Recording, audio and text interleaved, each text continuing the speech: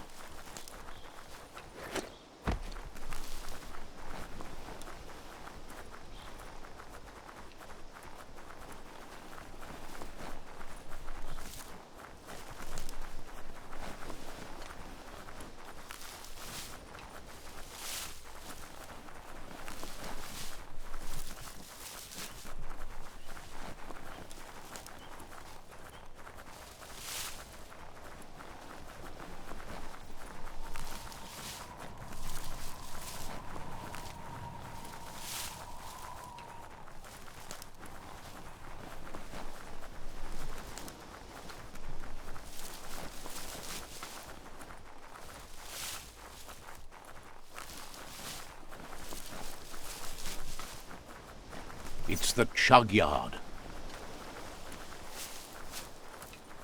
This story is about a hero.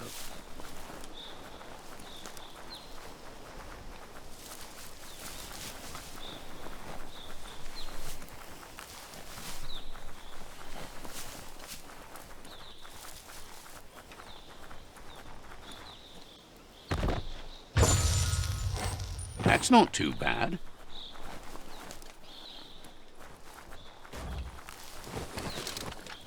Tribes always scavenging for scrap, and the yard has plenty to go around.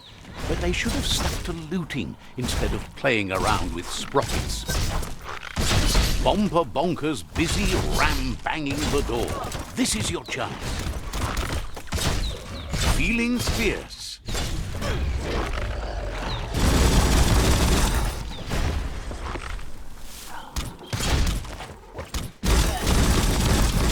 Ready.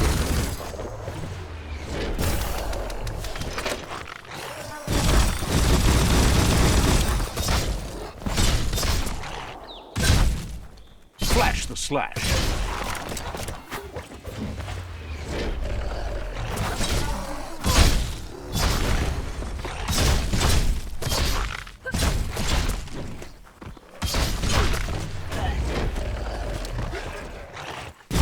Bang, bang.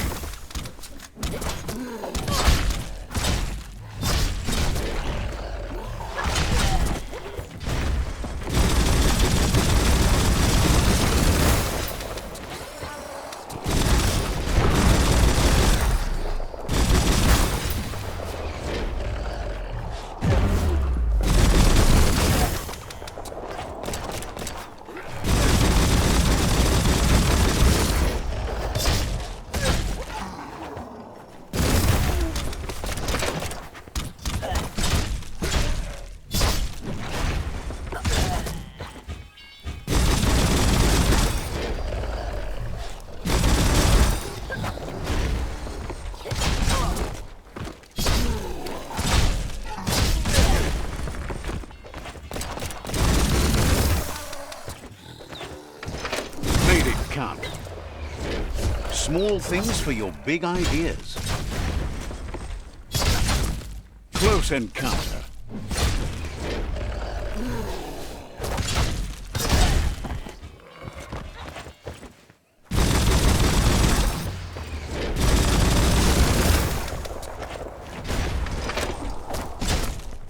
Half-lifed.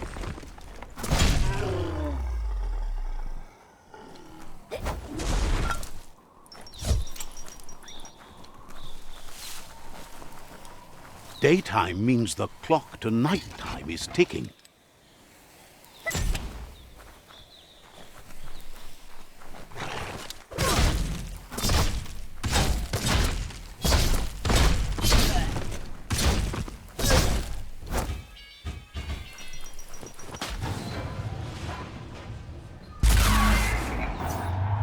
Yes, you can do anything. The sky's the limit.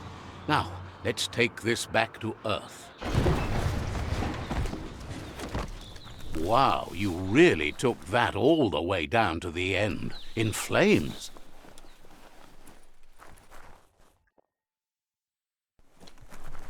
It's a wonder some of these up and downs still work. Guess they built machines better in the past.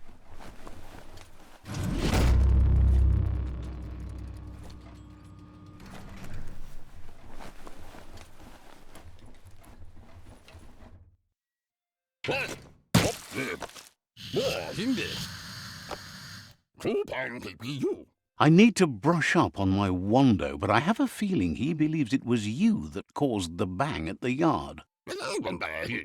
Oh, and he says he knows you. You used to call him Gizmo. He gave you the oil-greased hands when he taught you how to upcycle. Gizmo remembers you as a nice kidling, and he can still sense the warmth of your good heart. But Gizmo says how you experience a memory can be different. You know the story, but sometimes the truth it brings is personal. He hopes you remember that one time he taught you to upcycle, and hopes you've had some use for it over the years. He understands history made Loopalupin a big part of your past, your present, and soon, your future. You still believe there's some good in everyone. You still have hope for tomorrow. He says you should know that what's meant to be will always find a way, but history shouldn't consume you. Gizmo encourages that. You should forgive, but never forget. It'll provide some comfort to your soul and keep the memory of lost loved ones in your heart. Light instantly banishes dark. How much light do you really need? All the light, all of it! I mean, you could leave a little space for the dark. All the light. Hard to believe the world is actually going to survive. Just seemed impossible till now. Grateful to you for coming back and doing your best to change things. You were the only chance they had. Wonders if you liked working with the Myriad. They always seemed so centered and so seeking. But that's not important now. Gizmo says it's taken a long time to bring the past up to the present, and where you go from here is up to you. You need to set the past aside, at least for now. He can't leave the underyard as he has no protection against the vacuum in the dead zone, so you need to salvage scrap to upcycle the Mekton, starting with the old crate outside. You should return when you've retrieved the scrap. There's no time to waste if you want to make the Mekton strong enough to fight the Jumbo. That's what he decided to call it after he saw it for the first time. It's big and fluffy. That's accurate enough. If you can see past the blue colour, that is.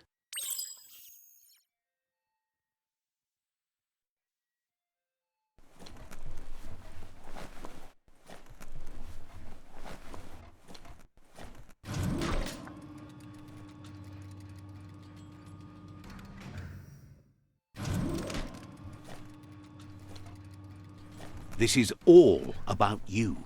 Whether you succeed or fail, it's on you.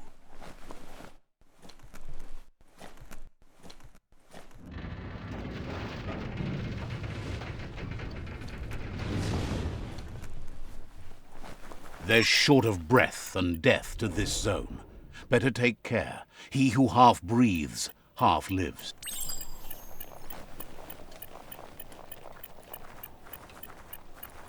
That's the leftover you're looking for.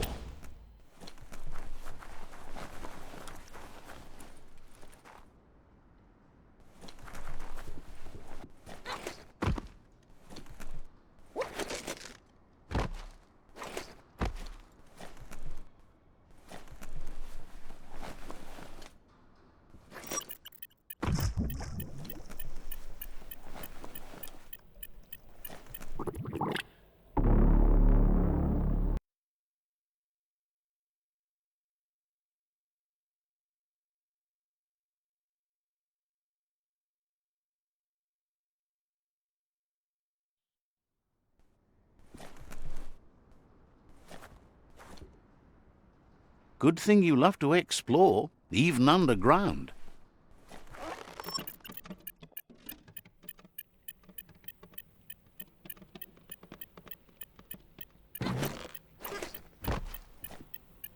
Biohazard makes your skin crawl.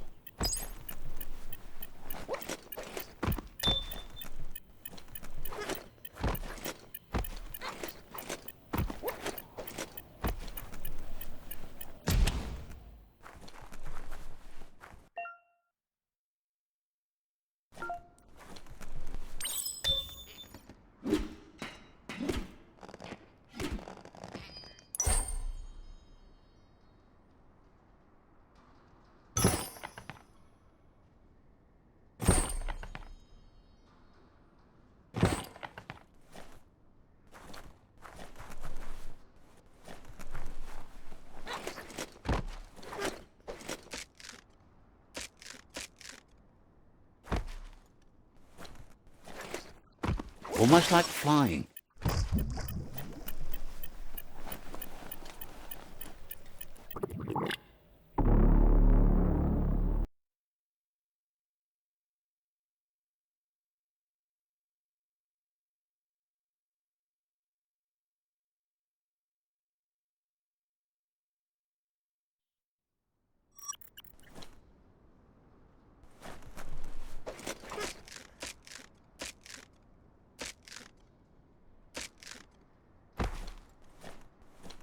the best way to travel. The tribes need someone to unite them.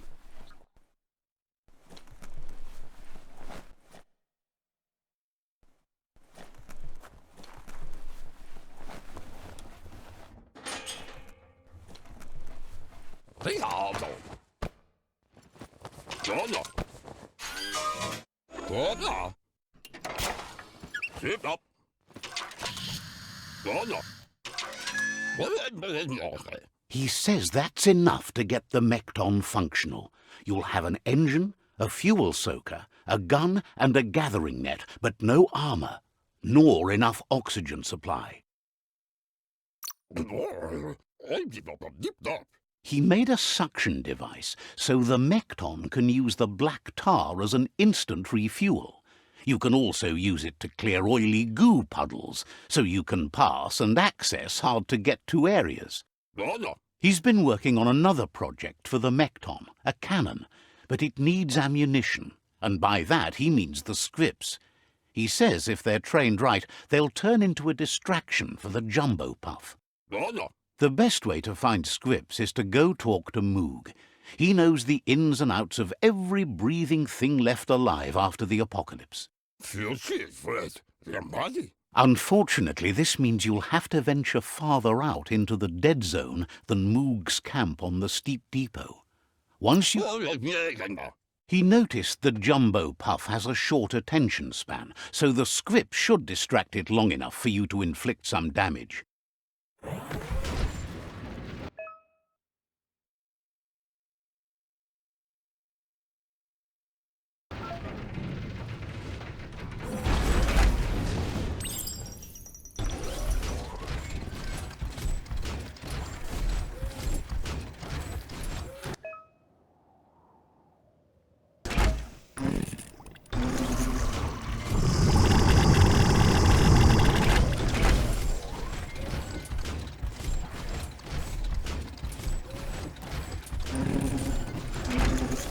The Grease Monkey's Mekton is built sturdy, just like himself. Can you imagine how this place used to look before the dead oil flood?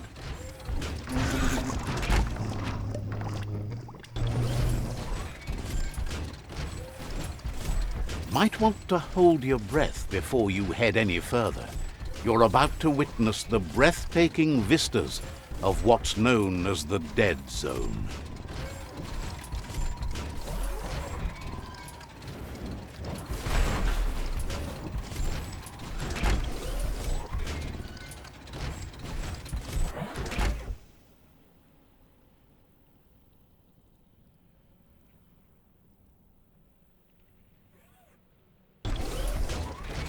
That over there is Steepo Depot, the cliffside that Moog hangs on to.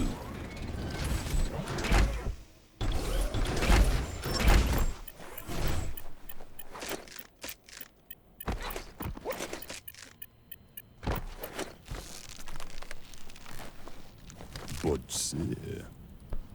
Inmo. Diava. This one's impressed to see you out here. He figured you'd be dead by now. Not many are as tough and clever as you must be.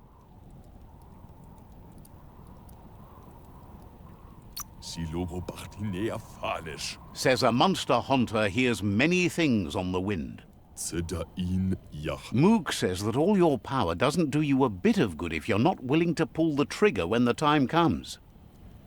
Choosing what to kill and what to spare are the most important decisions you'll make.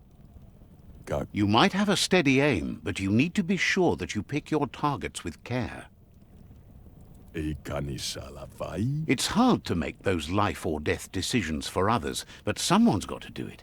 Otherwise, they'll do it themselves, and you know they'll miss.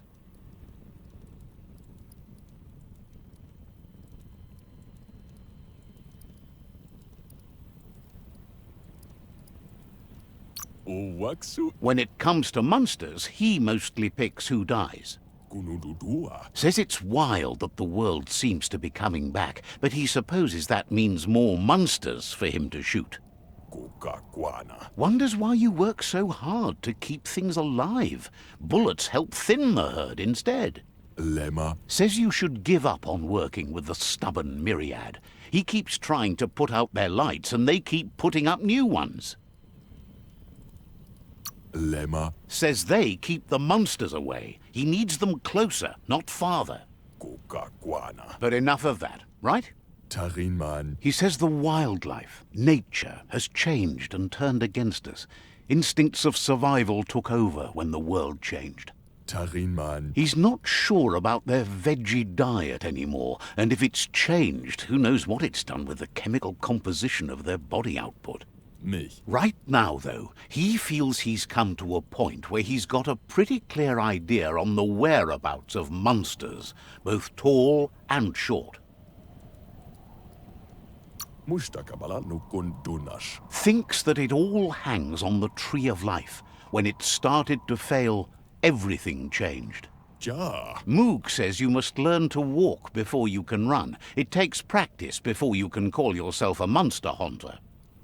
Waxan makale zegi. Fortunately for you, he can help.